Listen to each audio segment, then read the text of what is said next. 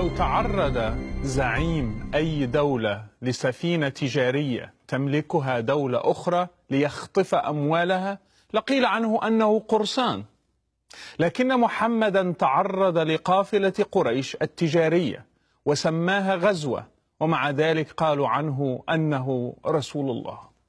لو قام زعيم أي دولة بأخذ الخمس من مدخول تلك الدولة لنفسه لقيل عنه أنه ناهب أموال الدولة، لكن محمدا أخذ الخمس من الغنائم ثم سماه الخمس لله وللرسول، ومع ذلك قالوا عنه أنه رسول الله. لو قام زعيم أي دولة باختيار أفضل فتاة في الدولة التي غزاها ليمارس معها الجنس لقيل عنه شهواني، لكن محمدا أخذ أفضل الفتيات في القبائل اليهودية التي غزاها مثل صفية بنت حيي وريحانة بنت شمعون واعتبرهن غنائم حرب، ومع ذلك قالوا عنه أنه رسول الله. لو قام زعيم أي دولة بشن 27 حرب و56 مهمة حربية في ظرف 8 سنين فقط لقيل عنه أنه أمير حرب وسفاك دماء، لكن محمدا شن 27 غزوة و56 سرية في ظرف 8 سنين، ومع ذلك قالوا عنه أنه رسول الله.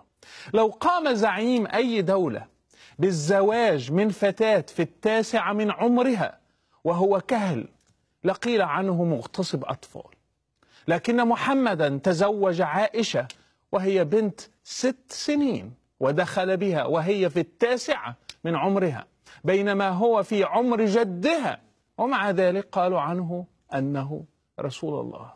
لو سن زعيم أي دولة قانونا لرعيته وجعل نفسه فوق ذلك القانون لقيل عنه ديكتاتور، لكن محمدا جعل 4 نساء لأتباعه بينما هو كسر ذلك القانون وجعل نفسه فوقه وتزوج أكثر من 11 زوجة، ومع ذلك قالوا عنه أنه رسول الله. لو قتل زعيم أي دولة معارضيه لمجرد أنهم انتقدوه أو عارضوه لقيل عنه أنه طاغية، لكن محمدا قتل كل من انتقده بحجة أنه يحارب الله ورسوله مثل كعب بن الأشرف مثلا، ومع ذلك قالوا عنه أنه رسول الله. لو قتل زعيم أي دولة الذين يتركون جماعته بتهمة الخيانة لقيل عنه أنه زعيم مافيا، لكن محمدا أمر بقتل المرتد حين قال من بدل دينه فاقتلوه، لكن مع ذلك قالوا عنه أنه رسول الله. لو قتل زعيم أي دولة أي أقلية دينية في بلده أو هجرهم لمجرد أنهم أقلية دينية عنده لقيل عنه مجرم حرب، لكن محمدا قتل يهود بني قريظة وهجر يهود بني النضير وأمر بطرد المسيحيين واليهود من جزيرة العرب حتى لا يدع فيها إلا مسلما، ومع ذلك سموه رسولا.